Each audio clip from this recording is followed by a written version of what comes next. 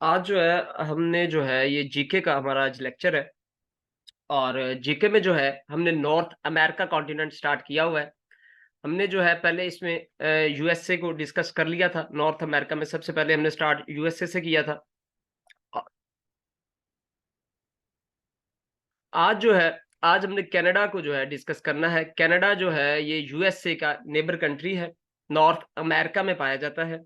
और यूएसए की कौन सी स्टेट इसके साथ, अलास्का स्टेट जो है वो कनाडा के साथ इसका जो है नेबर, और वहां से इनका लिंक बनता है। ठीक है, ये मैप पे है। बाकी ये सारी जितनी चीजें इनको हमने एक एक करके सारा कुछ आज डिस्कस करना है। जैसे ये यूएसए और इसकी ये यहाँ पे अलास्का जो है ना ये स्टेट है, और ये कनाडा के साथ कैसे मिलती है वो सारा हम डिस्कस करते हैं। अच्छा जी, सबसे पहले जो है ये जैसे आपको पता है कि सारी हिस्ट्रीज में ऐसे होता आया है कि जगहों को फाइंड आउट करने के लिए वो नेविगेटर्स और जो है एक्सप्लोरर को भेजा करते थे, जिनको जो है कंट्रीज स्पॉन्सर किया करते थे, उनका खर्च उठाया करते थे। और जो कंट्री स्पॉन्सर करती थी, बाद में जो भी जगह मिलती थी या जो भी उन्हें जो है इनका बेसिक पर्पस जो होता था, जगहों से ज़्यादा ये होता था कि आप नई-नई जगह फाइंड आउट करके वहाँ पे जो मादनियात, गोल्ड है, सोना, चांदी, ये वो सारी चीज़ें जो है फाइंड आउट करें। उस टाइम ये जो टाइम पीरियड है 14th century and 15th century, उस टाइम जो है एक साइड पे यूके जो यूके ब्रिटेन जिसको बोलते हैं हम, ब्रिटेन इमर्जिंग पावर था, जो कि एक एज़ ए सुपर पावर के तौर पर जाना जाता था। और साथ में फ्रांस जो था, वो भी कुछ ना कुछ हद तक जो है 50% आप कह सकते हैं कि सुपर पावर था। अच्छा जी, ये एक नेविगेटर थे जिवानी कबोट, ठीक है? जॉन कबोट भी इनको बोलते हैं। इन्होंने जो है 1907 में जाके 1497 में जाके सबसे पहले जो है कनाडा को फाइंड आउट करते हैं ये, ढूँढते हैं, बताते हैं कि जी ये कनाडा जो है एक जगह है या समहाउ। उस टाइम इसका नाम नहीं रखा गया था कनाडा। और ये इटालियन नेविगेटर थे और एक्सप्लोरर थे, लेकिन इनको जो स्पॉन्सर करने वाली टीम थी या कंपनी थी, वो जो थे वो ब्रिटेन थे। इसलिए इन्होंने जो था, इन्होंने कहा जी जो भी न्यू फाउंड मैंने किया है, ये एक इंग्लैंड है, और ये इंग्लैंड के लिए किया है। और कनाडा इन्होंने कुछ जो आगे फर्दर हम पढ़ेंगे, lower Canada and upper Canada जो बाद में डिवाइड भी किया गया, तो इन्होंने कुछ फाइंड आउट किया, जो कि हिस्सा इन्होंने कह दिया जी ये जो मैंने फाइंड किया है, ये इंग्लैंड की अब आज से सरजमीन है। उसके बाद जी क्या होता है, कुछ सालों के बाद 9 जून 1534 में नेम ऑफ ये जो है एक नेविगेटर होते हैं फ्रेंच, जैकस कार्टियर, जिसके नाम पे असल में कनाडा का नाम रखा गया है। जैकियस कार्टियर ये भी नेविगेटर थे, लेकिन फ्रांस जो है इनको स्पॉन्सर कर रहा था। ठीक है, और ये क्या करते हैं, ये जाते हैं जब अपना शिप इनका रुकता है एक जगह पे, तो ये जाके साथ ही ये फ्रेंच वर्ड है कनाटा इसको बोलते हैं। ठीक है, तो ये कहते हैं कि जी कनाटा है ये जगह, और ये पूरे कनाडा को जो है कनाटा बोल देते हैं। कनाटा जो होता है फ्रेंच वर्ड है, फ्रेंच में बोलते हैं विलेजेस को। ठीक है, जैसे कि ये कनाटा का एग्जैक्ट मीनिंग भी लिखा हुआ है, which mean collection of huts. ठीक है, हट्स जो है ये झोंपड़ियों को बोला जाता है। तो ये जब देखते हैं कि उस जगह पे लोग काफ़ी सारे रह रहे हैं, झोंपड़ियों की फॉर्म में झोंपड़ियाँ लगाई हुई हैं उन्होंने, ठीक है? तो ये कहते हैं जी ये कनाटा है। कनाटा मतलब कलेक्शन ऑफ झोंपड़ीज़, कलेक्शन ऑफ हट्स या विलेज एक छोटा-सा वो कह देते हैं। और कनाडा का अगर मतलब ये कनाडा जो है बाद में जब इसको इंग्लिश वर्ड दिया गया है, तो अगर आज जाके आप गूगल पे या कभी भी सर्च करते हो, तो कनाडा का मतलब भी यही है, कलेक्शन ऑफ हट्स या फिर विलेज, एक विलेज का नाम दिया गया है कि ये विलेज है एक जी, सेटलमेंट है। तो इसलिए जो है जैकस कार्टियर के नाम पे जो है फ्रेंच नेविगेटर जो थे, उनके नाम पे ये जो है इसको कनाटा से जो है कनाडा शिफ्ट किया गया, और शिफ्ट मतलब नाम इसका शिफ्ट किया गया। बेसिक दोनों का सेम मतलब सेम है। कनाडा जो है वो इंग्लिश का वर्ड है, और जिसका मतलब भी वही विलेज या फिर कलेक्शन ऑफ हर्ट्स है, और कनाटा जो है फ्रेंच वर्ड है जिसका मतलब भी सेम है। उसके बाद जी ये एक इम्पोर्टेंट जो है क्वेश्चन है कि जो है ये जो हमारे थे ट्रैवलर साहब जो है जैकस कार्टियर, ये किस रिवर के थ्रू जो है गए थे। ये लेवरस रिवर था जिसके थ्रू इन्होंने, ये रिवर एक नॉर्थ अमेरिका में है। ये अगर इसमें आपको डायग्राम शो हो रही हो, तो ये एक रिवर था जिसके थ्रू जाके जो है इन्होंने सफर किया, नेविगेट किया, और ये जाके कनाडा को फाइंड आउट किया, कनाटा को फाइंड आउट किया। अभी जो है इधर सिचुएशन ये बन चुकी थी कि अभी जो है कुछ हिस्सा जो है कनाडा का वो यूके के पास चला गया है, क्योंकि उनका नेविगेटर कोई इनसे पहले जा चुका था। उसके बाद कुछ हिस्सा जो था वो इन्होंने फाइंड आउट कर लिया था, फ्रांस के लोगों ने, ठीक है, और इनके पास था। अभी क्या होता है, अभी 7 ईयर वार होती है। असल में ये चीज अभी ये जो है ये वार 1754 टू 63 है। आपके माइंड में क्वेश्चन आएगा कि सर ये तो 7 ईयर वार है, बट ये तो 9 साल इनका टाइम पीरियड बनता है। ये जो वार है ये सीरीज थी वार की, ठीक है, और ये स्टार्ट हो जाती है 1748 से स्टार्ट होती हैं, और एक्चुअल जो वार प्रॉपर वे में स्टार्ट होती है वो जाके 56 में होती है। 56 टू 63 जाके ये 7 साल की वार बनती है, और जिसमें जो है अमेरिका यूके की तरफ, ब्रिटेन की तरफ किंग जॉर्ज थे, और इसको किंग जॉर्ज वार का नाम भी दिया जाता है। क्यों? क्योंकि ये जो है इंग्लैंड विन करता है इस वार को, और फिर इस वार के नतीजे में होता क्या है कि फ्रांसीसियों को, फ्रेंच वाले लोगों को काफ़ी मार पड़ती है, और इनका हाल वही होता है जो इन फ्यूचर आके जो है वर्ल्ड वार 1 के बाद जर्मनी का होता है, ठीक है? तो king George 2 of the great Britain, उस टाइम ये होता था कि जो भी जंग हार जाता, क्योंकि जंग एक ही दफ़ा नहीं होती थी, इनकी सीरीज़ होती थी डिफरेंट। जैसे इंग्लैंड जो है ये सब कॉन्टिनेंट इंडिया में भी आ चुका था, यहाँ पे भी अलायंस बने हुए थे, सब सब कंट्रीज़ के अलायंस होते थे, तो ये कहीं भी लड़ाई होती थी, तो इंग्लैंड के लोग या फ्रेंच लोग इन्हें जहाँ भी दुश्मन मिलते थे, तो ये लड़ाई अपनी शुरू करते थे और लड़ते थे। तो इसी तरह ये जो है वार ऑफ सीरीज़ इसको कहा जाता है। तो ये 7 ईयर वार हिस्ट्री में मशहूर है, जो 56 टू 63 हुई है, और एग्ज़ैक्ट अगर आप देखते हैं तो ये 54 में इसका बिगिनिंग स्टार्ट हो जाती है। उसके बाद होता क्या है जी, इंग्लैंड जो है ये फ्रांस को बुरी तरह शिकस्त दे देता है, और बहुत सारा हिस्सा जो है कब्ज़े में ले लेता है, जो है कनाडा का। और लेता किसके थ्रू है, किस एविडेंस के थ्रू? ट्रीटी ऑफ जो है पेरिस के नाम से एक ट्रीटी होती है, जिसको जो है आप सब हिस्ट्री में जानते हैं, 1763 भी इसको बोला जाता है, ट्रीटी ऑफ 1763, और ट्रीटी ऑफ पेरिस भी इसको बोला जाता है, जिसके अकॉर्डिंग ये तय हुआ, क्योंकि जी नुकसान जो है ये ब्रिटेन का जो नुकसान हुआ है ये फ्रेंच वाले लोगों की वजह से हुआ है, तो इसलिए इनका ज़्यादातर हिस्सा जो है वो कब्ज़े में ले लिया जाता है। तो इनके पास जो है कनाडा का कुछ हिस्सा, नॉर्थ अमेरिका की कुछ कॉलोनीज़, वो सारी की सारी जो है इसमें वो आ जाती हैं, और ये जो है ब्रिटेन जो है वो जंग भी जीत जाता है, पहले से ज़्यादा स्ट्रॉन्ग भी हो जाता है, और कनाडा के ऊपर जो है वो कब्ज़ा भी कर लेता है। उसके बाद जी होता क्या है, यहाँ पे ये एक इंपॉर्टेंट इवेंट है, वैसे तो हमने इसको इन डिटेल डिस्कस करना है जब हमने फ्रांस को पढ़ना है।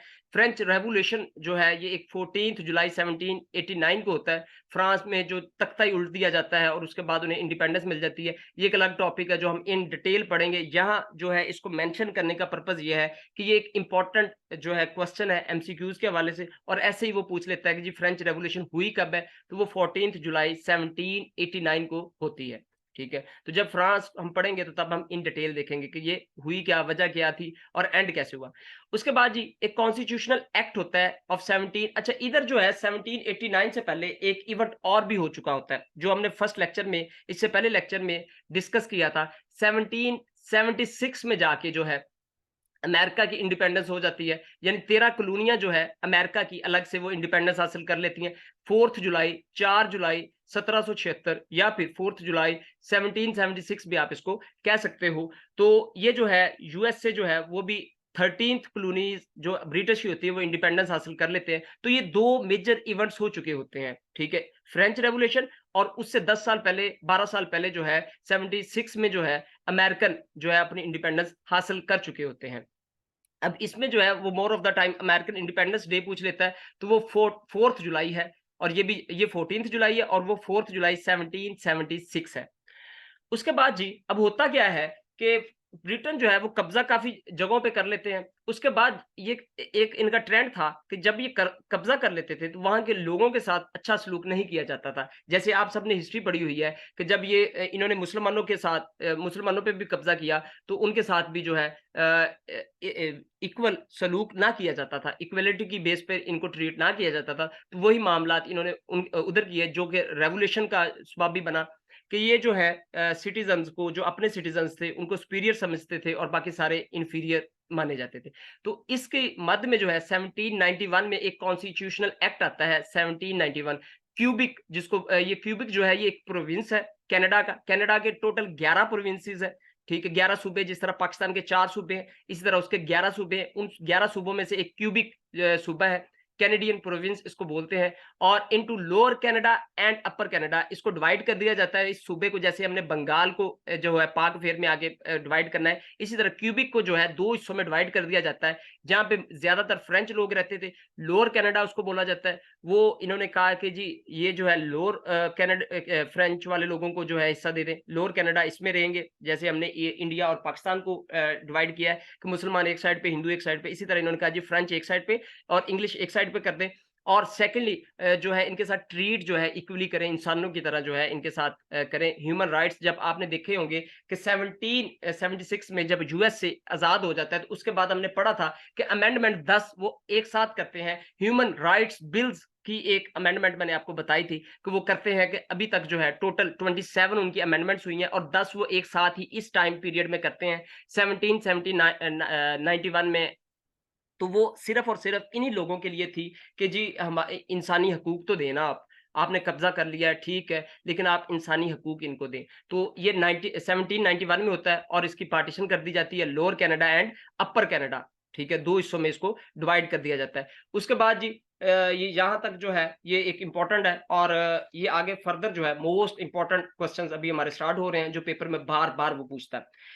एक जी ये इस तरह से क्वेश्चन आता है कि 49th पैरेलल जो लाइन है ये किन 2 बॉर्डर्स के बीच में है? ये यूनाइटेड स्टेट्स और कनाडा को अलग करती है। 1818 में ये बॉर्डर ड्रा किया गया था, ठीक है? बॉर्डर लाइन इसको डीमार्क किया गया था 1818 में और इसको 49th पैरेलल लाइन कहते हैं। इसके अलावा भी और भी 31st है और उसके अलावा भी 2-3 लाइन्स हैं, वो भी हम अलग से आपको जीके में वो भी हम करेंगे। बट इसमें कनाडा के हवाले से जो है 49th पैरेलल लाइन इम्पोर्टेंट है, ये बॉर्डर का नाम है, ठीक है? ये बिल्कुल वैसा ही बॉर्डर है जैसे इंडिया और पाकिस्तान का लाइन ऑफ कंट्रोल है, ठीक है?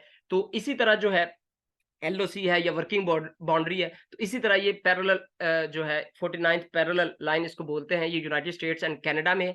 Lake of woods to Rocky mountain, lake of woods जो है ये भी नॉर्थ अमेरिका में है और रॉकी माउंटेन्स ये भी नॉर्थ अमेरिका में है। ये दोनों अलग क्वेश्चंस भी उसने पूछे हुए हैं कि रॉकी माउंटेन्स जो है ये कहाँ पे है? ये नॉर्थ अमेरिका में पाए जाते हैं और इसी तरह लेक ऑफ वुड्स जो है ये भी नॉर्थ अमेरिका, क्योंकि हम जो ओवरऑल डिस्कस कर रहे हैं ये कॉन्टिनेंट तो नॉर्थ अमेरिका ही चल रहा है और उसके अंदर ये एक कंट्री है कनाडा। ये जी जो है ये 49th पैरेलल लाइन है, लेक ऑफ वुड्स है, एक साइड पे जो है यूनाइटेड स्टेट्स और दूसरी साइड पे कनाडा, इस तरह से इसको डिवाइड किया गया है। उसके बाद जी 1857 में क्वीन विक्टोरिया थी, जो है ओटावा को, ओटावा भी बोलते हैं इसको, ओटावा भी बोलते हैं, कैपिटल जो है ये डिक्लेयर कर देती है कनाडा का जी, जो आज भी करंट भी कैपिटल है कि जी ओटावा जो है ये आज से कैपिटल होगा कनाडा 1857 में। ये वही विक्टोरिया क्वीन है जो उस टाइम जो है 1857 में जब यहाँ हमारे बैटल ऑफ वो इंडिपेंडेंस हुई थी, तो उस टाइम जो है उस टाइम भी ये ब्रिटेन थी और ब्रिटेन की क्योंकि जो है वो सुप्रीमेसी थी और ये विक्टोरिया इधर के मामलात भी यही सारी देख रही थी। उसके बाद जी 1867 में कनाडा जो है बिकेम सोवरेन नेशन, ये एक सोवरेन नेशन इसको बना दिया जाता है। सोवरेन नेशन कैसे बना दिया जाता है कि ये बार-बार अपने राइट्स माँग रहे थे कि जी हमें राइट्स तो दे दें आप, हमें अलग तो कर दें। अब कानून तो सारा चल रहा था, जैसे ये अपना इनको कानून भी दे दिया था। ये बिल्कुल वैसे ही है जैसे इंडिया में 1857 के बाद वो आए हैं, 1861 का एक्ट भी दे दिया है, अपना कानून भी चला रहे हैं, अपने वाइसरॉयज़ भी भेज रहे हैं, बाकी मामलात भी देख रहे हैं। ठीक है, जॉब्स भी सिलेक्शंस भी हो रही हैं, बाकी सारे मामलात भी चल रहे हैं, लेकिन मसावी काम नहीं चल रहा था। क्योंकि वो इसी वजह से, इसी बेस की वजह से पाकिस्तान एंड इंडिया बार-बार कहता था जी हमें अलग से सॉवरेन नेशन बना दें। तो वही डिमांड इनकी थी, बार-बार यही डिमांड थी कि जी कनाडा को एक सॉवरेन नेशन बना दें। इन्होंने कहा जी ठीक है, 1 जुलाई 1867 में इसको सॉवरेन जो है सॉवरेन स्टेट, सॉवरेन नेशन तो बना दिया जाता है, लेकिन वो साथ में ये भी कह देते हैं कि ये इसका जो स्टेटस होगा, डोमिनेंट स्टेटस होगा कनाडा का। ठीक है? 3 स्टेट्स जो हैं ये मिलके एक कनाडा ओवरऑल बना देते हैं। Canada, Nova Scotia and new Brunswick जो है, ये तीनों को मिलके, ये अगर आप मैप में देखें तो ये इस तरह से 3 जो है ये प्रोविंस आप कह सकते हो, 3 टेरिटरीज़ कह सकते हो, 3 जगहों के हिस्से कह सकते हो। इनको मिला के वो कहते हैं जी ये कनाडा है, ये सॉवरेन स्टेट है, इंडिपेंडेंट है, आप अपने मामलात देखें। लेकिन साथ में एक शर्त रख देते हैं कि इसका स्टेटस जो है डोमिनेंट स्टेटस है। डोमिनेंट स्टेटस क्या होता है? डोमिनेंट स्टेटस ये होता है कि आप अपने मामलात देखें, वज़ीर-ए-आज़म आप अपना बनाएँ, अपने जो मर्ज़ी का मामला देखें, लेकिन ये जो स्टेट आपको दी गई है, ये इसका जो असल ऑनर है या इसमें कोई भी चीज़ है, जो भी असल ऑनर वो क्राउन किया है या उस टाइम की जो मलका, अगर मलका बैठी है तो मलका की है यूके की, या फिर अगर क्राउन है तो क्राउन की वो जो है ये उससे एसोसिएट होगा, मलकियत उसी की होगी, आप अपना बाकी आज़ादाना सिस्टम जो है चलाते जाएँ। अच्छा, किसी स्टूडेंट को पता है कि पाकिस्तान को कब तक इन्होंने डोमिनेंट स्टेटस दिए रखा 47 के बाद? अगर किसी को पता है तो मुझे वो जो है कमेंट में बता दे कि कब तक जो है पाकिस्तान का डोमिनेंट स्टेटस बरकरार रहा। फर्दर जी हम इसको अच्छा, ये इसमें जो है ना आप गेस भी कर सकते हैं, इसमें कोई नहीं है कि वो किसी को जो है वो बताना, ये जस्ट इससे आपका ज़रा माइंड जो है आप पार्टिसिपेट करते रहेंगे तो एक्टिव रहेंगे, इसलिए अगर गलत भी आंसर आ जाता है तो कोई इश्यू नहीं है उसमें जो है। एक आंसर आया है जी 1957। अच्छा जी, चलें अभी और भी गेस कर लें, फिर मैं बताता हूँ। अच्छा, उसके बाद जी चलें मैं बता देता हूँ, इसमें जो है ना 1957 आप पास-पास चले गए हो, 56 और पास आ गया है, और कोई है गेस? 60 दूर चले गए और चलें अच्छा, हाँ, ज़ैन गुड।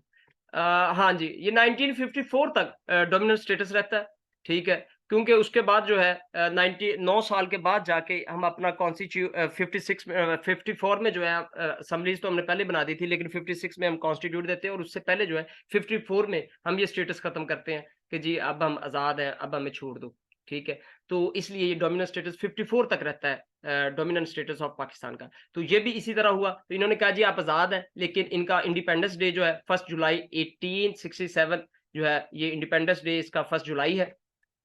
तो ये 3 स्टेट्स मेजरली बनी थी, 3 प्रोविंसेस को आप समझ लें कि अभी ये जो है 11 प्रोविंसेस हैं और ये 3 की 3 जो है ये इसकी नोवा स्कोटिया, न्यू ब्रंसविक ये जो है प्रोविंसेस हैं इसके।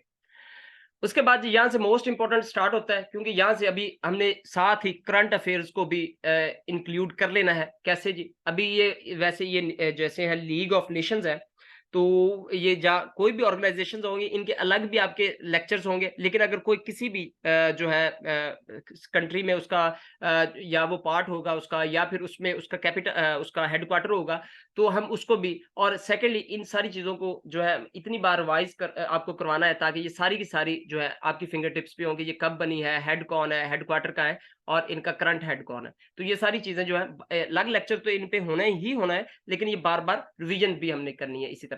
आएँ जी देखते हैं 1920 में कनाडा फाउंडिंग मेंबर बन जाता है लीग ऑफ नेशन का, ठीक है? लीग ऑफ नेशन जो है वर्ल्ड वार 1 के बाद बनाई जाती है। वुडरो विल्सन साहब जो है अमेरिका के प्रेसिडेंट उस टाइम के, इसको बनाते हैं लीग ऑफ नेशन को, ठीक है? एक्टिव रहिएगा, सुनते रहिएगा, यहाँ पे आपसे मैंने एक क्वेश्चन भी पूछना है। और उसके बाद जो है कनाडा फाउंडिंग मेंबर बन जाता है लीग ऑफ नेशन का। लीग ऑफ नेशंस जो है स्टेबल की जाती है, बनाई जाती है 10 जनवरी 1920 को। बनाई क्यों जाती है? ताकि जो है 1914 के बाद जो 1918 तक वर्ल्ड वार 1 चली है, इसके बाद जो है ये कहते हैं वुडरो विल्सन साहब कि अब जो है मामला हम बैठ के सॉल्व करेंगे। अभी ये दोबारा लड़ाई नहीं होनी चाहिए, ठीक है? लीग ऑफ नेशन डिसॉल्व खत्म कर दी जाती है 18 अप्रैल 1946 को। उसकी रीज़न ये होती है कि ये नाकाम हो जाती है। नाकाम क्यों हो जाती है कि सेकंड वर्ल्ड वार 2 जो है, वो सेकंड वर्ल्ड वार जो है वो फिर से आ जाती है और 1989 टू 1946 तक वो वार चलती है और उसके बाद वो कहते हैं जी लीग ऑफ नेशन भी आप मेहरबानी करके खत्म कर दें, इसका क्या फ़ायदा है? तो उसके बाद जो है इसका जो हेडक्वार्टर तब बनता है जिनेवा स्विट्ज़रलैंड में इसका हेडक्वार्टर बनता है। फाउंडर जो थे वुडरो विल्सन साहब थे, ठीक है? वर्ल्ड वार 1 के बाद ये बनाई जाती है। उसके बाद जी इसी तरह आ जाता है 1949 में Canada joined North Atlantic Treaty Organization NATO. NATO जो है ये अभी करंटली भी चल रही है और नेटो जो है ये फॉर्म की जाती है 4 अप्रैल 1949 में। अमेरिका ने ये एक आर्मी बनाई है, ब्लॉक है जिसमें डिफरेंट कंट्रीज़ 31 कंट्रीज़ मिलके कि अगर किसी भी मुल्क पर हमला होगा तो हम जो है सब सब मिलके जो है सबकी आर्मी जो है मिलके जो है अटैक करेगी। तो जो है कनाडा जो है ये इसका मेंबर बन जाता है 49 में। उसके बाद हेडक्वार्टर इसका करंटली भी जो वाशिंगटन डीसी में है यूनाइटेड स्टेट्स में। उसके बाद करंट मेंबर स्टेट इसकी 31st है, ये इंपॉर्टेंट क्वेश्चन है। उसकी रीज़न कि अगर आपके पास कोई पुरानी बुक है या हेल्पिंग बुक है, तो उसपे 30 मेंबर्स होंगे क्योंकि फ़िनलैंड ने रिसेंटली इसको जॉइन किया है। ये अभी अप्रैल 2023 में इसने जॉइन किया है फ़िनलैंड ने। फ़िनलैंड का जो है कैपिटल हेलेंस हेलसिंकी है, ठीक है, हेलसिंकी इसका कैपिटल है फिनलैंड का। और फिनलैंड जो है इसके बारे में 3 क्वेश्चंस बड़े इंपॉर्टेंट है कि ये हैप्पीएस्ट कंट्री है दुनिया का 2023 में भी, और ये लगातार 6 ईयर है इसका कि ये टॉप पे ही है हैप्पीएस्ट कंट्री, और बॉटम पे अगर देखा जाए तो वो अफगानिस्तान है। ठीक है, ये एक अदारा है अमेरिका का जो हर साल जो है वो पब्लिश करता है कि जी कंट्री में लोग जो है, मुल्क जो है वो कौन-कौन से हैप्पीएस्ट कंट्री में आते हैं। तो फिनलैंड जो है टॉप पे है, और ये अप्रैल अभी इसी साल जो है इसने इसको नेटो को ज्वाइन किया है, और 31 इसके मेंबर स्टेट्स हैं। अच्छा,